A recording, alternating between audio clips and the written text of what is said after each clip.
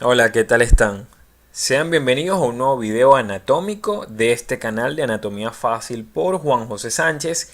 Hoy les traigo un video bastante interesante que es la anatomía de superficie del tórax. Tal vez no entiendan bien con el título de qué trata el video, pero básicamente lo que trata es de yo decirte superficialmente, viendo una persona simplemente al quitarse la camisa, qué estructuras hay en el tórax y cómo esta superficie externa del tórax se puede corresponder con los órganos internos. Este es un video bastante importante. Aparte desde del punto de vista anatómico, es que desde el punto de vista clínico, semiológico, yo puedo saber qué órganos se encuentran en qué región o en qué parte específica del tórax. Entonces, sin más nada que agregar, vamos a comenzar el video. Primero hablando de la parte más superficial, hablando, miren, una persona sin camisa. Vamos a hablar primero de la parte muscular, qué músculos podemos identificar aquí a este nivel del tórax. Recuerden ustedes que este video deben verlo prácticamente de último. Con esto deberían cerrar tórax. Ya deberían ustedes a esta altura conocer los músculos externos del tórax, los intercostales, conocer las estructuras óseas del esternón, de las costillas, de la columna, del corazón, los pulmones y al final agarra esto a manera de compendio. Entonces los músculos que vemos externamente cuando estamos estudiando un tórax, primero el que nos llama más la atención es el músculo pectoral mayor. Este músculo, recuerden ustedes que tiene inserciones en las 6 primeras costillas. Aquí entonces más o menos ustedes pueden ver que desde donde él comience hasta donde él termine más o menos debería ser la sexta costilla. Además él también tiene origen a nivel del borde inferior de la clavícula, que aquí lo podemos notar. Este músculo se dirige hacia afuera buscando al húmero porque ese es su lugar de inserción. Entonces es el músculo más grande que podemos identificar en la pared anterior del tórax. También podemos identificar, como ven en esta imagen, el dorsal ancho. De hecho, el dorsal ancho forma parte del pliegue posterior de la axila y es fácil identificarlo viendo el tórax desde frente. Luego encontramos el músculo deltoides. Este es un músculo que, si bien el eje en sí es la región del hombro, bueno, uno de sus lugares de orígenes es justamente ese tercio externo de la clavícula. Entonces él tiene una prolongación torácica y por eso lo estudiamos como un músculo que superficialmente lo podemos ver en la parte externa del tórax. Vamos a ver luego el músculo serrato anterior, que es el mismo músculo serrato mayor. Igualmente es un músculo que lo estudiamos cuando estudiamos los músculos del hombro, los músculos del miembro superior, pero realmente las digitaciones, sobre todo en el hombre, son muy visibles, sobre todo en el hombre. Yo empieza a cualquier persona que alce los brazos y usted empieza a ver las digitaciones que se corresponden con las de este músculo serrato, el músculo de la sierra. Vamos a pasar entonces a un músculo que en sí es el abdomen, pero que tiene origen también en esas costillas inferiores, que es el músculo oblicuo mayor, también llamado músculo oblicuo externo. De hecho, las fibras de origen del serrato se unen junto con las fibras de origen del oblicuo y por eso es que aquí la podemos ver prácticamente como que encajaran una sobre otra. Este oblicuo después se dirige hacia abajo porque ya él en sí es un músculo del abdomen. Ahora hay dos músculos que vemos más bien en el cuello, pero que nos pueden ayudar a ubicarnos en el tórax, como lo es primero el esternocleidomastoideo, que tiene origen en el esternón, específicamente en el manurio del esternón y en el tercio interno de la clavícula, y por eso lo podemos ver aquí llegando. Al igual que el trapecio, que tiene un origen muy parecido a la inserción muy parecida al origen del deltoides, que es justamente en ese tercio externo de la clavícula, y gracias a él nosotros podemos ubicarnos. Entonces ya sabemos que esta zona que queda aquí elevada debería corresponder al hueso de la clavícula. Vamos a pasar ahora a la parte de los huesos y todas las cositas que sobran ahí, que los incluí bajo ese nombre de misceláneos. Primero, bueno, el pezón. El pezón es descrito en el hombre como una estructura que está en el cuarto espacio intercostal. Entonces ya al usted ver el pezón, usted sabe que eso es cuarto espacio intercostal. Es importantísimo. Cualquier lesión a ese nivel, ya tú sabes que estaría comprometiendo el pulmón, tanto del lado izquierdo del lado derecho, porque el corazón se excluye, está muy por dentro del pezón. Por eso es que es tan importante estudiar la anatomía superficial. Cualquier lesión en cualquier paciente, nosotros podemos saber qué órganos son los que pueden estar afectados. Este pezón obviamente en la mujer es variable. En la mujer la mama cae, entonces en la mujer no se va a corresponder siempre con el cuarto espacio intercostal. Igualmente les voy a explicar ahorita las líneas torácicas y van a ver que no siempre, o mejor dicho, generalmente, la mayoría de las veces el pezón no se corresponde tampoco con la línea media clavicular como si acotan pocos autores. Pero nunca, pues muy poco probable que se correspondan con esta línea medio clavicular. También podemos ver en esta región anterior del tórax a la región axilar. También tengo videos de región axilar que deberían verlos antes de estudiar esta anatomía superficial del tórax, el hueco, lo que nosotros llamamos la axila como tal. Ahora en la parte ósea vamos a ver el esternón con sus tres partes. Ahorita vamos a ver más o menos a qué altura está ese esternón, pero aquí podemos identificar sus tres porciones: el manubrio, luego el cuerpo del esternón, que es su porción más larga, y luego el apéndice sifoides, o también llamado proceso sifoideo. Igualmente podemos identificar en todo tórax la clavícula en toda su extensión, con su tercio interno, con su tercio externo y con su tercio intermedio. Visto desde atrás, vamos a ver primero el músculo trapecio, que es uno de los más visibles en el dorso. Gracias al trapecio nosotros podemos saber que donde él termine debería ser la vértebra de 12, porque el trapecio va desde la línea nucal a nivel occipital hasta la vértebra de 12. Entonces ya eso me indica que este es el trapecio. Para insertarse, mira, borde medial de la escápula. Ya el mismo músculo me está diciendo que aquí debería estar la escápula, el borde medial de la escápula. Igualmente vemos el dorsal ancho aquí en esta visión posterior. Él se origina ya a nivel de las vértebras dorsales más inferiores y a nivel de toda la aponeurosis toracolumbar.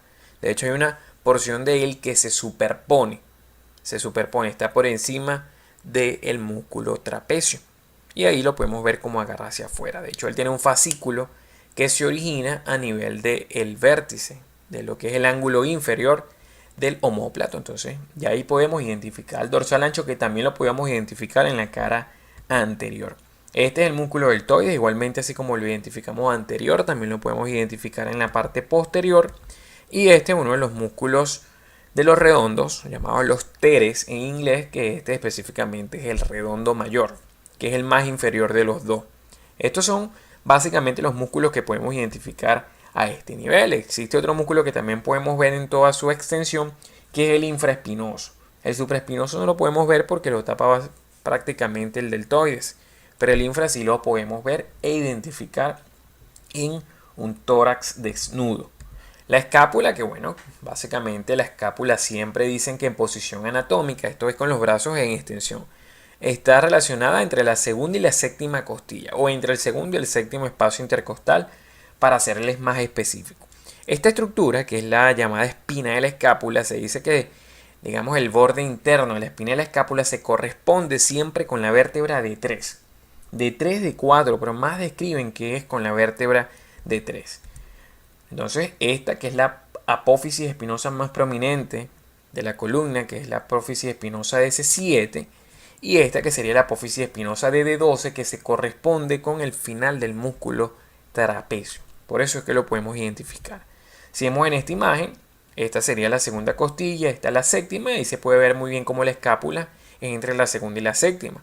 Sin embargo, cuando intentamos correlacionar la espina, vemos que realmente el ángulo, la parte interna de la espina va con la cuarta costilla, no con la tercera. Pero bueno, ahí es cuando yo les digo que vale más lo que diga la teoría, y la mayoría de las teorías dicen que ella se corresponde es con la tercera vértebra dorsal y con ella, es decir, con la tercera costilla. Esta fue la parte de anatomía superficial. Vamos a ver ahora los órganos internos y vamos a ver las líneas de referencia del tórax, pero antes no se despeguen de este video.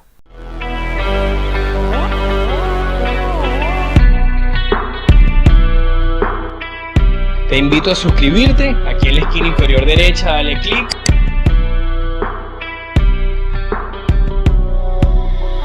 Y no olvides darle like al video. Siguiendo entonces hablando de esta anatomía superficial, es importante, les digo que se suscriban al canal. Aquí pueden encontrar más de 160 videos anatómicos. El tórax está prácticamente completo. Todas las estructuras del tórax están subidas al canal. Corazón, pulmón, los huesos, la pleura, el pericardio, los nervios, todas las arterias que encuentran a nivel del tórax. Y bueno, si algún video de anatomía no lo encuentras en el canal, me escriben en los comentarios para posteriormente yo realizártelo. Encontramos también una fosa por debajo del tercio externo de la clavícula, que es la fosa infraclavicular. Aquí podemos ver la horquilla esternal, que esa horquilla esternal se dice que estaría más o menos a nivel, perdón, de la vértebra D2, a nivel de la vértebra D2.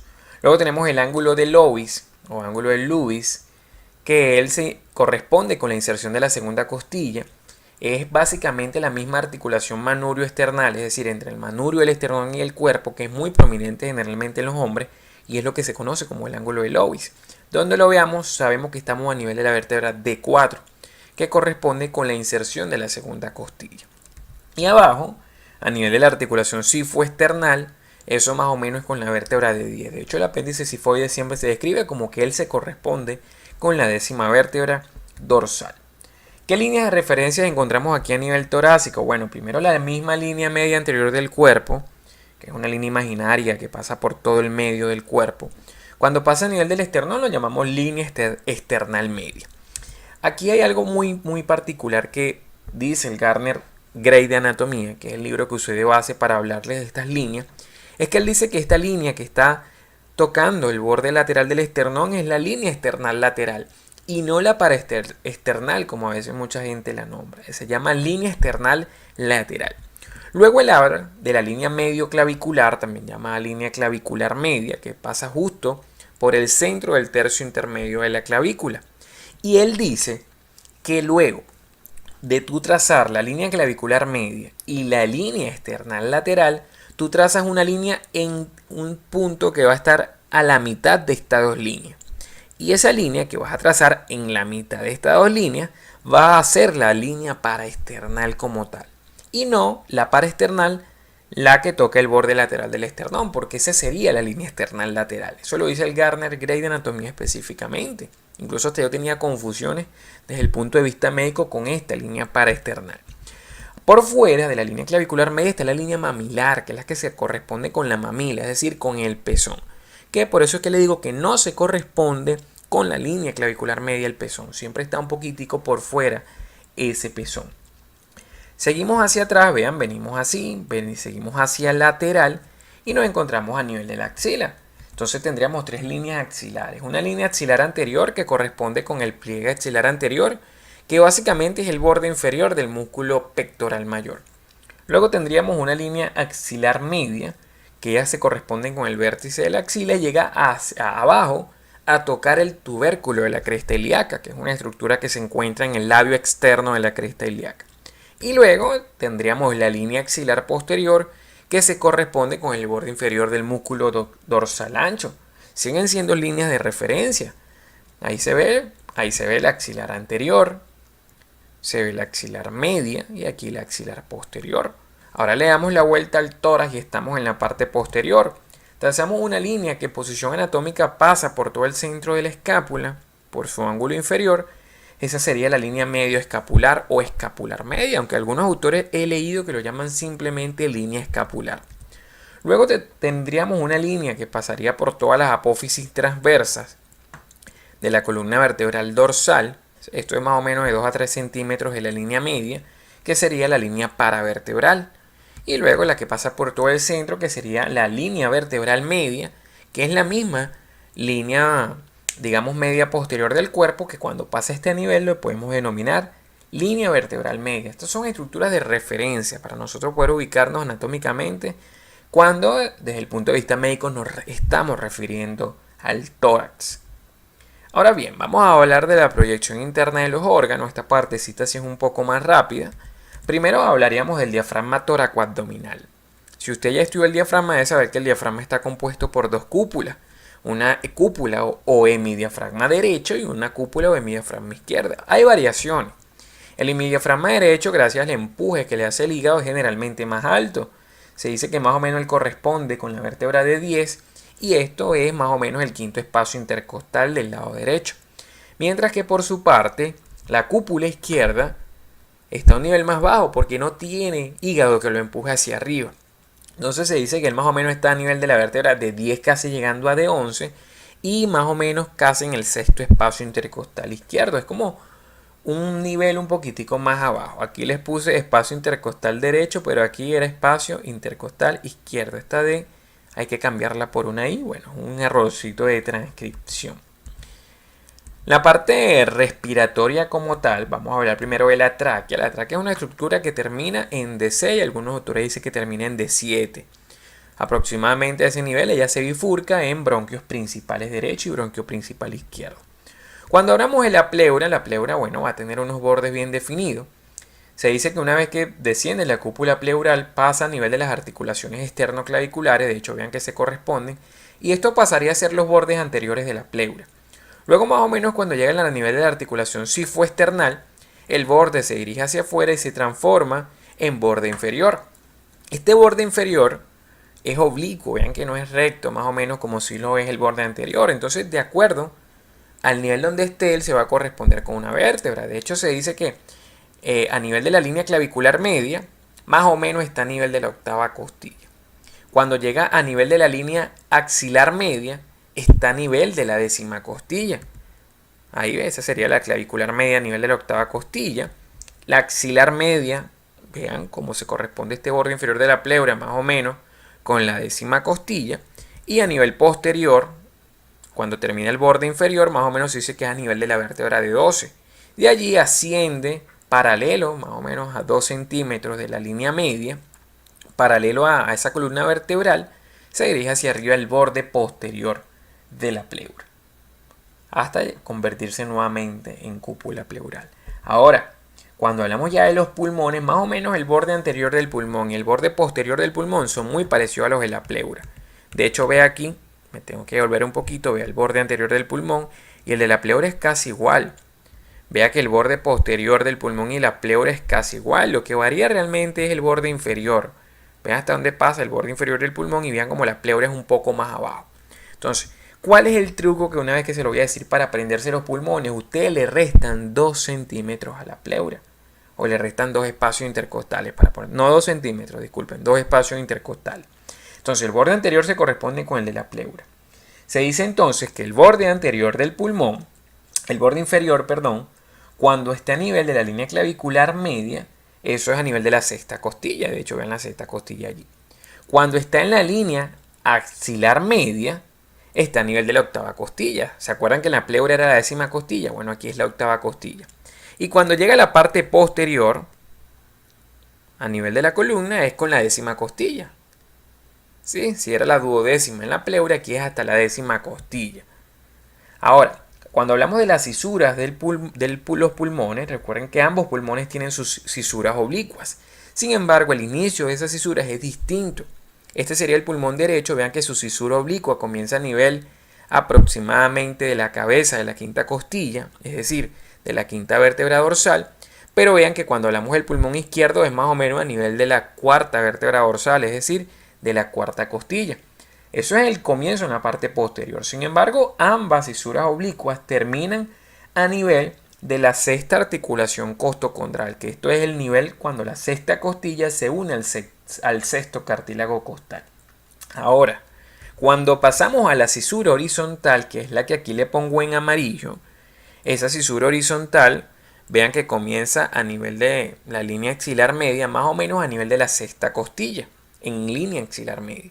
Se dirige hacia adelante, esta cisura horizontal es única del pulmón derecho y termina en el lugar donde la cuarta costilla derecha o el cuarto cartílago costal se inserta con o se articula, para ponerlo más anatómico, se articula con el esternón. La cuarta articulación condroesternal, para ponérselo más anatómicamente posible. Aquí se pueden ver las dos oblicuas cómo varían. Aquí la cisura horizontal que es única del pulmón derecho. Ahora, cuando pasamos al corazón, bueno, el corazón es una estructura realmente media, pero que ya está más o menos 2 centímetros hacia la derecha, se proyecta la sombra cardíaca, hablo con relación al esternón, y de 5 a 7 centímetros a la izquierda. Se dice que su punta está a nivel de el quinto espacio intercostal izquierda con línea medio clavicular izquierda. Ese es el lugar donde yo encuentro la punta del corazón, mientras que su base está más o menos a nivel del segundo espacio intercostal. El tronco de la arteria pulmonar, ella se dirige hacia arriba hasta llegar a nivel del ángulo de Lewis, a nivel de la inserción realmente de la segunda costilla, porque él se dirige hacia la izquierda. y allí se bifurca y se transforma en arteria pulmonar derecha y arteria pulmonar izquierda. Por su parte, la aorta, ella también sale de la base del corazón. Se dice que se dirige, pasa que aquí el dibujo no lo dibujé, digamos, tan anatómicamente, pero él se dirige hacia la derecha, buscando a la inserción de la segunda costilla. Luego le hace el arco de la aorta, que este arco de la aorta está en la parte más inferior de ese manubrio esternal. Y luego la aorta descendente, que primero está, más o menos comienza a nivel de la inserción de la segunda costilla izquierda, pero luego desciende y se pone prácticamente a nivel de la línea media. Ahí se puede ver cómo comienza a nivel de la segunda costilla, la aorta descendente, y después prácticamente se pone a nivel de la línea media. Con respecto a los vasos del arco de la aorta, hablamos del tronco arterial brachiocefálico, de la carótida primitiva izquierda, de la arteria subclavia izquierda. Ellas se corresponden con la articulación esternoclavicular derecha para el tronco arterial brachiocefálico e izquierda para la carótida primitiva izquierda y para la arteria subclavia izquierda. Ambos o los tres vasos se corresponden con las articulaciones esternoclaviculares. Por su parte, las venas brachiocefálicas se forman por la unión de la yugular interna con la subclavia, y más o menos se dice que eso es por detrás de las articulaciones esternoclaviculares.